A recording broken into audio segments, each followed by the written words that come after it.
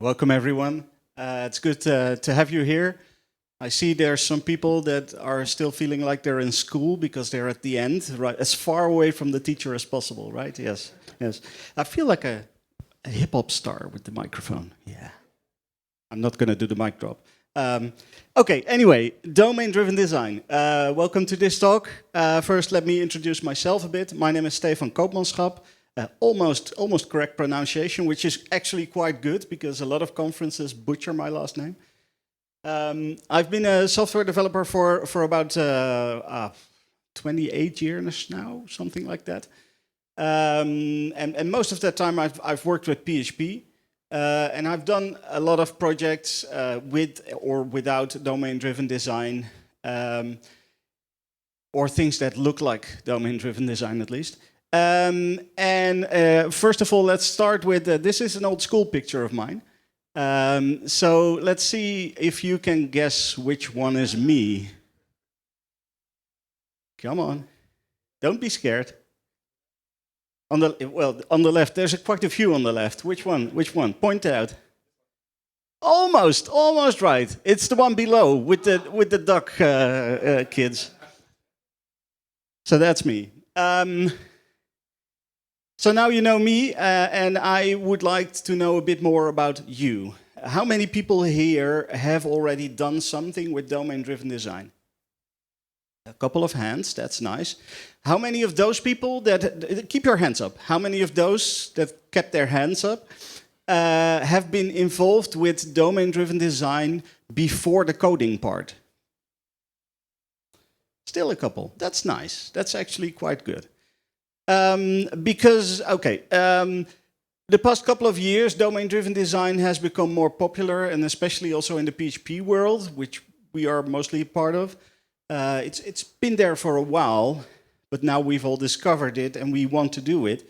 I've worked at a couple of companies that either already did domain-driven design, or at least claimed that they did domain-driven design, and I've learned a couple of things. And in this session, I want to introduce you to domain-driven design. So the people that had their hands up, you probably will see a lot of stuff that you will recognize already.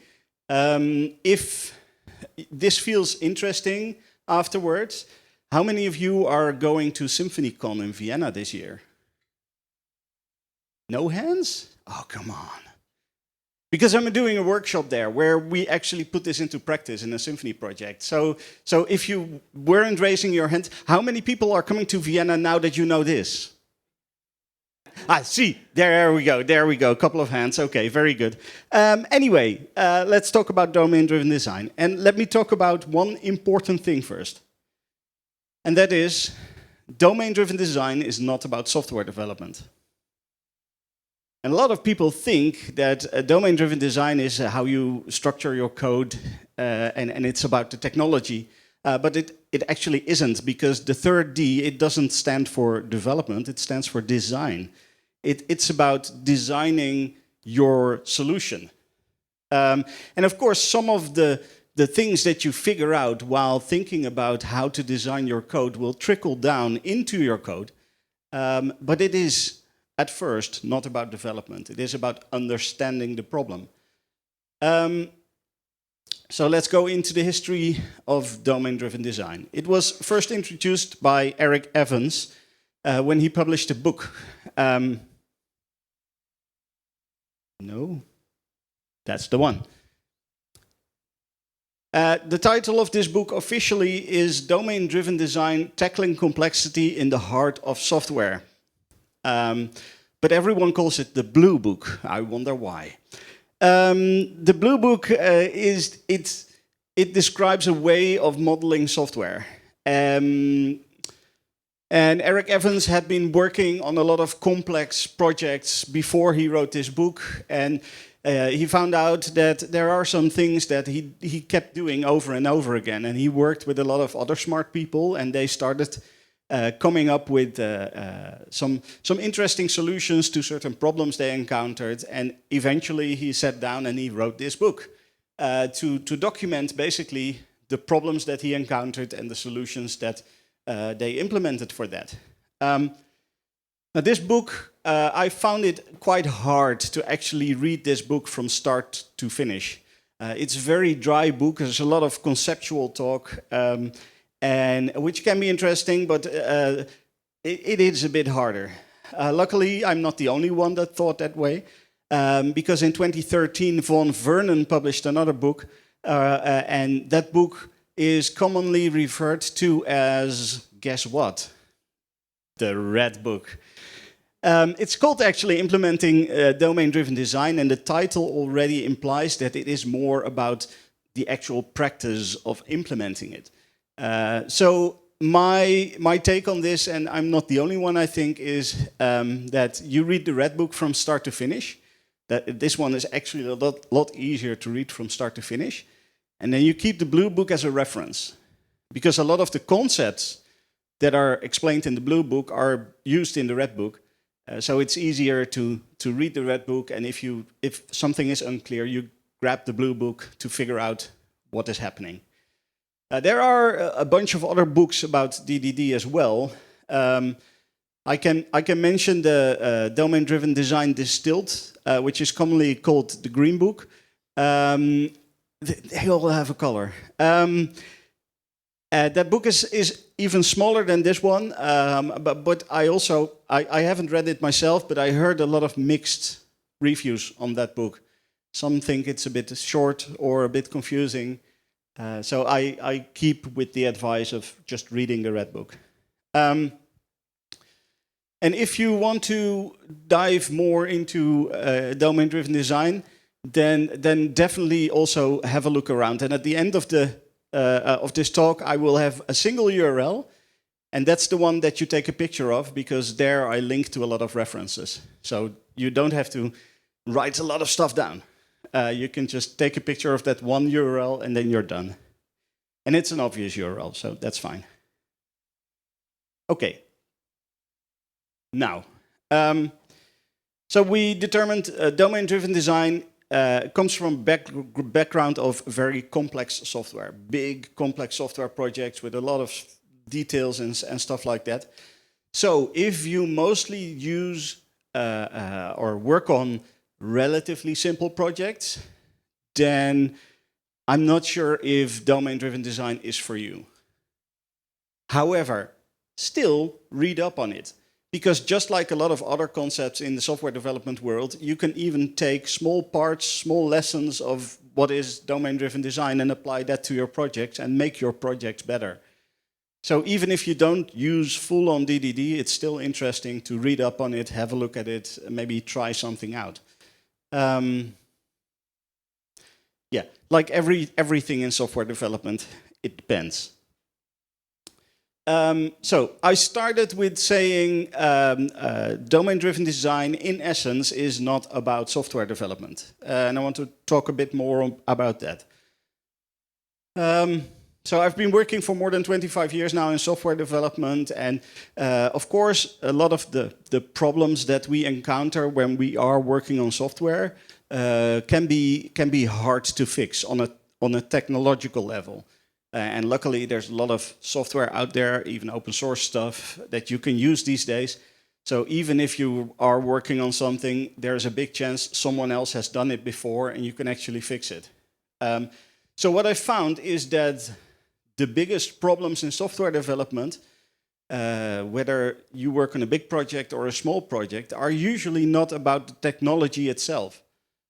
The problems are bigger or on a different level, basically. And looking at most of the problems I encountered, in most situations, the problems are about communication. Not about technology, about communication. Either within the team or communication with the customer or the end users or something like that. It's all about trying to figure out what is the problem that we need to solve. I've encountered so many projects where we thought we knew what the problem was that we needed to fix. And once we delivered it, the users were like, but this is not what we wanted. How many people have had that before? Two little hands. I'm pretty sure everyone who kept their hand down has had this before. Maybe not everyone, but a lot. Anyway, communication, that is one of the hardest things in software development. And this is where domain-driven design may come in. One of the reasons why communication is so hard is because when I talk about a repository or an entity, then you may talk about something else, a model instead of an entity, or like there's so many different terms that go around for the same thing. And if we don't use the same words, then we're going to misunderstand each other. So if we take an example of an e-commerce system, if we have a web shop and I keep talking about the checkout process, but someone else is talking about the payment flow, and we don't understand that we're actually talking about the same thing, we're going to build the wrong thing. We're going to solve the problem the wrong way. And even there, different people can have different terms, and that's fine. But if we start communicating with each other, we need to be on the same page. And this is where domain-driven design comes in, because this is one of the things that domain-driven design actually recognizes. We need to be talking about the same thing. And they started saying, okay, we're gonna give this a name. We're gonna call that the ubiquitous language. And the ubiquitous language is there to ensure that when we talk about something, that we both talk about the same thing. And we have to investigate, and we have to get this clear, so that when we are communicating with each other, then we know for sure that we are talking about the same thing. It's basically a dictionary, where if we look at the term, I don't know, checkout flow, that we specify, okay, that's what happens once you try to finalize an order, right? And you have to enter your own information. That's the checkout flow. If we all do that the same thing, then or call it the same thing, then we start understanding each other when we're talking about it.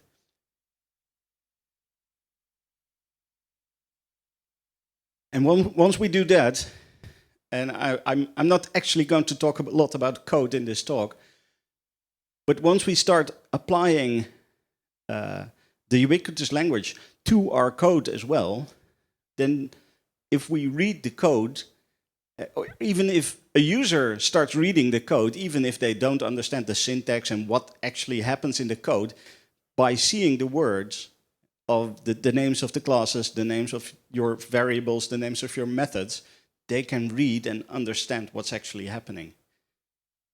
Of course, we don't want to give users access to that code, but in theory, this could actually work. And another advantage of before actually starting to code to determine this ubiquitous language is that we as developers, oh no, this is a question I didn't ask yet. How many of you are actually developers? Okay, most of you, okay, that's good. So one really good advantage of determining this ubiquitous language before we start to code is also that we as developers understand the domain that we're working in. I switch between companies a lot. I have my own business, and I get hired for 3 months or 6 months or a year to work on a specific project. So that means that I don't have a lot of time to learn about the problem space, the domain that I'm actually working in. And by having a ubiquitous language, I can just read up on the terms and try to understand this. And even if you're in that process of determining what the ubiquitous language is, you actually start understanding what you're working on. That's important. So I've been mentioning this term domain a lot, maybe because it's in the name of domain-driven development, design. So what is the domain in DDD? Eric Evans determined it as follows. A sphere of knowledge, influence, or activity, the subject area to which the user applies a program is the domain of the software. Now you can understand why I say don't read the blue book in full. But it is true. Basically, the domain is the subject. the thing that you are working on, the problem space that you are working on. So in an e-commerce application, you could even have multiple domains. Maybe you have one domain for where you display all the products, and then another domain for the checkout flow, or the payment flow, or whatever you want to call it. And maybe there is another domain for the administrative part that your employees work on, where they can see the invoices, the transactions, or keep track of the stock, things like that. And determining the terminology, the domain, it is a very important first step in building software, in building a solution. So if you want to design well-working software, then your first step is to understand what needs to be done. Of course, the domain is pretty high level usually, and then you can add a structure below that to make it more clear and more specific. You can do that by having a domain and then maybe subdomains underneath. But there's also another concept in there which also can help structure, which is the bounded context. A bounded context is a specific part within a domain where a certain concept always means the same thing. But outside of that context, that may be something else. So this is very vague, right? I realize this is very vague. So let's try to make this a bit more graphic so that you understand. So in this case, I have the web shop domain. And inside that, I have two subdomains, one for the products part and one for the checkout part. And within the checkout part, I have a payment context and a cart context. Some of the concepts between those, we may use the same term in the cart and in the payment, but they may mean different things. I had an example here, but I cannot remember it. Yeah. So another example. Okay, let's try another example for another place here. If we do the payment, then the whole concept of a payment here, we basically only care about one thing, and that's the status of the payment. Has it been paid already? But if I'm in an administrative context, the accountants of your organization, they care about a lot more. Like, what was the VAT that was involved in that payment? What was the amount, et cetera, et cetera.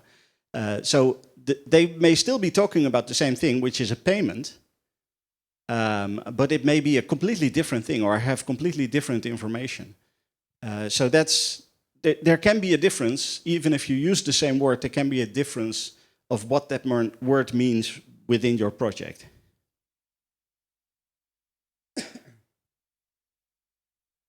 So yeah, the payment. This is actually what I just discussed. This is where the example went. It was a different slide. So yeah, let's move ahead. So now we heard about the domain. We heard about bounded context. We've heard about ubiquitous language. But how do we actually determine all those terms, all those words, and what they mean?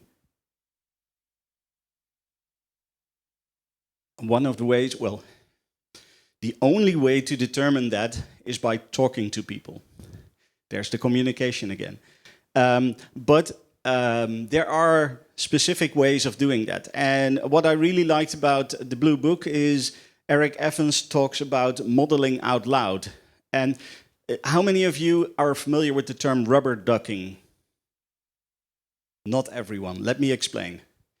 When you're developing and you're stuck in a problem and you have no idea how to solve that, you take a colleague and you explain the problem to your colleague.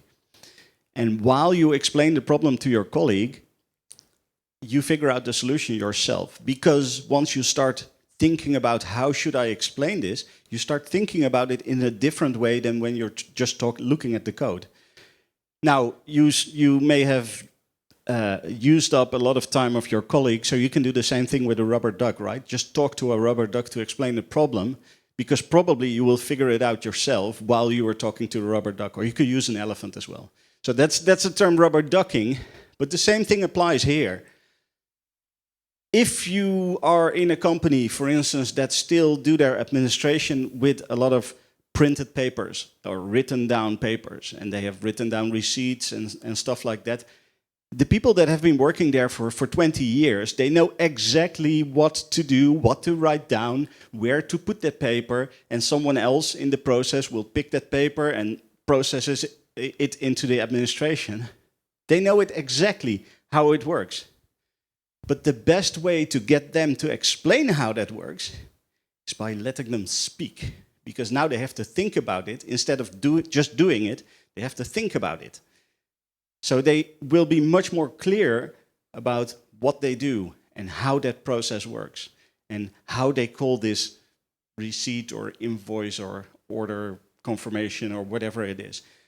So by letting people speak, and especially in groups, because then they start speaking to each other, and you can listen to what words they use while they are speaking, trying to explain this whole process to each other. And that's where you can figure out, okay, so you are both, when you're talking about this piece of paper, you are both talking about an invoice or an order confirmation or whatever. So this is an important word. And that is what you can then map to understand what the process is. Now, often, if instead of trying to digitize an actual physical paper process, if you already have pre-existing software, then it's very important to ignore that software, especially if it wasn't built with domain-driven design, because there is a lot of assumptions from the previous developers there. You can look at it later to see how they implemented it, but to understand the process, talk to people instead of looking at the code. It's very important. Now, if you do this whole exercise of talking to people and letting them explain things, don't do it just once. Do it once, give them a little break, and then start asking a couple of questions and let them talk about it again. Because sometimes things will come up that didn't come up in the first round. So it's a good thing to do this a couple of times. And even with maybe different people. Now, one way of doing that is by facilitating an event storming session. In an event storming session, you have a big wall or maybe a brown paper, a big brown paper. You have a lot of sticky notes, and I'm not going to go into detail about what event storming is because it's not actually fully part of domain-driven design. But a lot of people that do domain-driven design, they use event storming, and the whole concept, I think, even came from someone doing DDD. The person that introduced this or put it into documentation was Alberto Brandolini. He wrote a book about this, which is actually quite an interesting book. And this is exactly one of those things that you can use even if you don't do DDD. You can still use this to start understanding what you're doing. So with this, you have different colors of sticky notes for different things, for different concepts. You can map out the whole process, and then basically you already have your ubiquitous language. You just need to figure out all the meanings of the words. Now, before we actually move to solving the problem with fancy technology, because we like to use fancy technology, right? We do need to get a bit more clarity, so we create a map. We create a context map of all of these bounded contexts that we have and how they communicate with each other. And in the Red Book, Von Vernon says that you should start with creating a context map of your current situation, which can be really useful because then you know where we are now, and then you can start looking at where do we want to go. Von Vernon says just keep the map up to date as it is as for the situation right now, but I actually like to also create a map of where I want to go, so I can figure out a path from where we are now to where we want to go. But this is not officially part of the definition. So having a map for the example we had earlier, so we have this product display thingy, we have a shopping cart, and the product display communicates to the shopping cart. For instance, I want to add this product to the shopping cart. Then my product display bounded context will talk to the shopping cart to say, okay, so this is the product that has to be added to the cart. Then as soon as I'm done with the shopping, then I go to the checkout. So the shopping cart has to tell the checkout, these are the products that need to be paid. So the checkout does its magic. It's the most important magic because it's getting the cash. And then the checkout talks to the actual inventory to say, okay, these products have been bought, so they have to be taken out of the inventory, because if we don't, then we start overselling and we have to disappoint our customers, right? But if you talk to the organization a bit, then so what happens if someone adds something to the cart and someone else adds the same thing to the cart, but we have one in our inventory?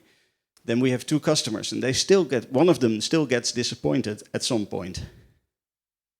So maybe in the product display, we also need to talk to the inventory already to make sure that we have an up-to-date information about how many of that product is still available, if I should even be able to add it to the cart. And maybe even in the shopping cart, before I go into the payment process, I should also communicate to that inventory to make sure, absolutely sure, that this product is still in stock. Because otherwise people have to pay and we have to reimburse them because we don't have stock anymore, things like that. So as soon as you start building that map, you already start thinking about the ways this is going to communicate with each other.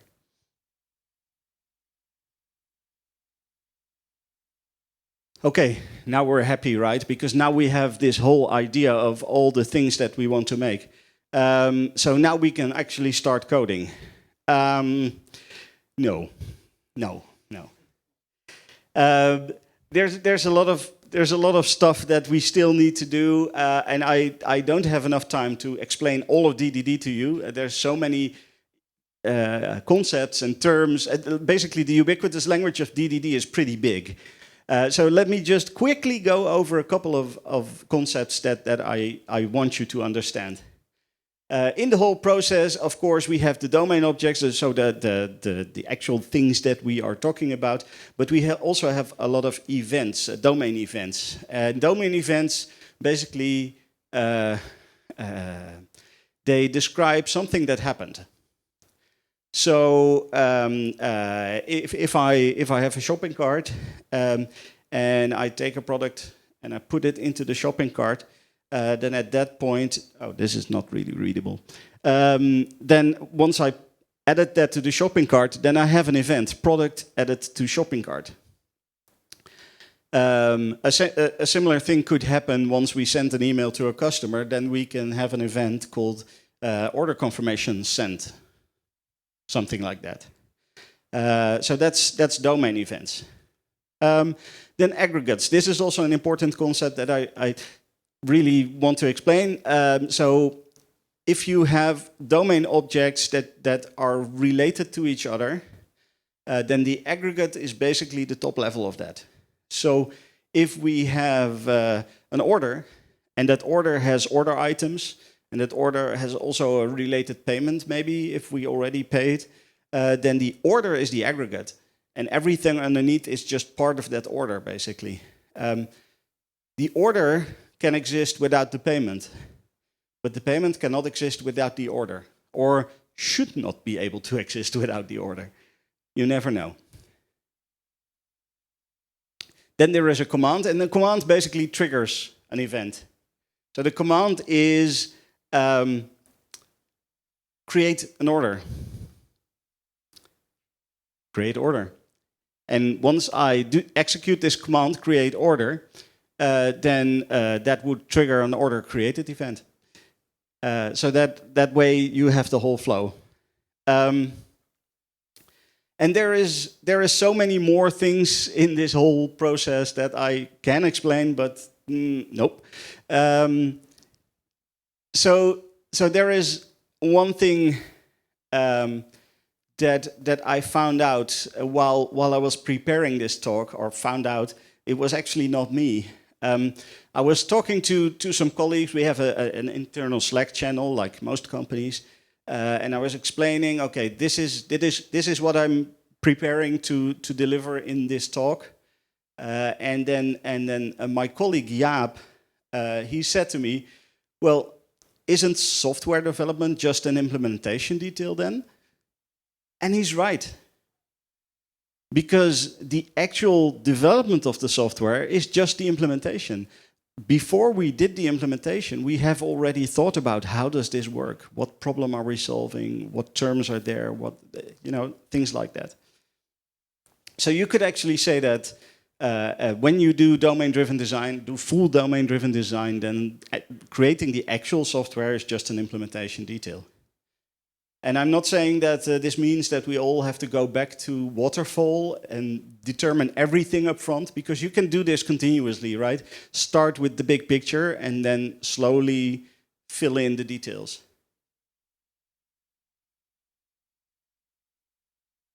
And while filling in the details, you can already work on stuff that you already filled in earlier.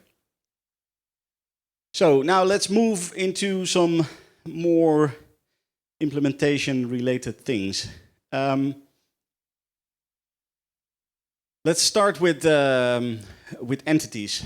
Entities, for most people, especially when you work with Symfony and Doctrine, entities are basically a mapping between your database and your code, right? So if you have an entity, then that reflects all of the fields that are available in the database are also properties of your entity, so that you can access them. But in domain-driven design, you also have the concept of entities. But the most important thing is that the storage, where you store that information, is not important. It is more about that representation. So you could have two entities for the payment, and one entity for the checkout flow only exposes the status of the payment, because that's the only thing we need there. Has it been paid or not? But in your administrative part, you can have another domain entity, which has a lot more information about how much tax and things like that. So that means that if you do it like that, the Doctrine still wants to have that one entity, right? But that you can put that somewhere in your infrastructure layer. And in your domain events, you have two different objects. And they may actually use the information that it gets from Doctrine, because you have to talk to the database at some point. And you can still store it in the same table.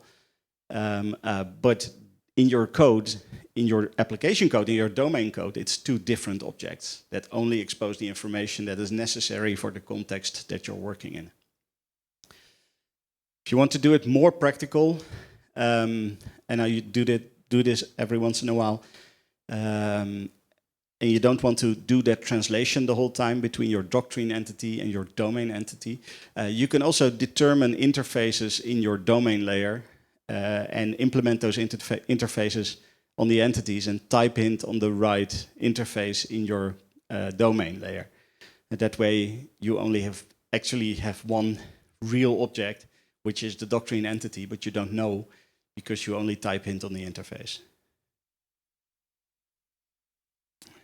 So then there is another concept that's very important, and that's the concept of value objects.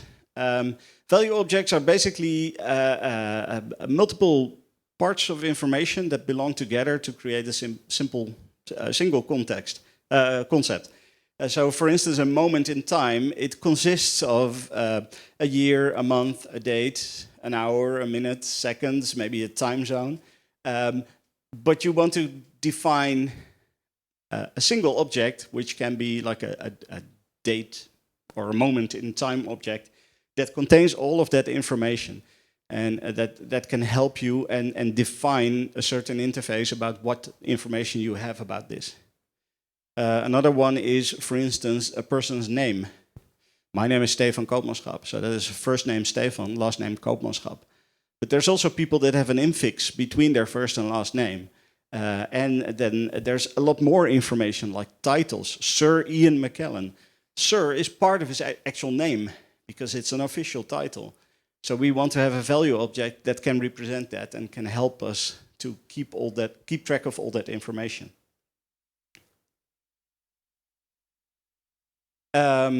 And of course, entities, value objects, things like that, you all want to name them according to your ubiquitous language.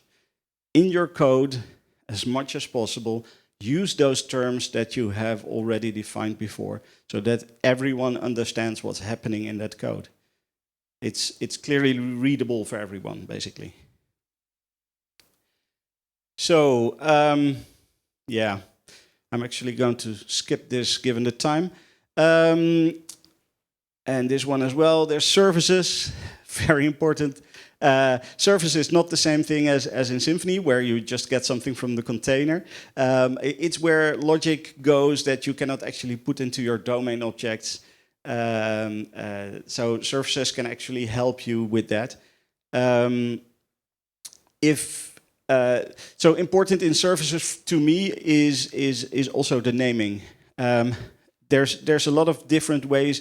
Like if you have an object that processes an order, then you could put it something in I would say the order namespace, and then a services namespace, and then a processor namespace or something like that. But the services namespace doesn't really say anything except that it's a service. So you could also put something called the order processing service in your order namespace, and it would still be very clear. Or just order processor, because that's what it does, right? So make sure that the naming is clear.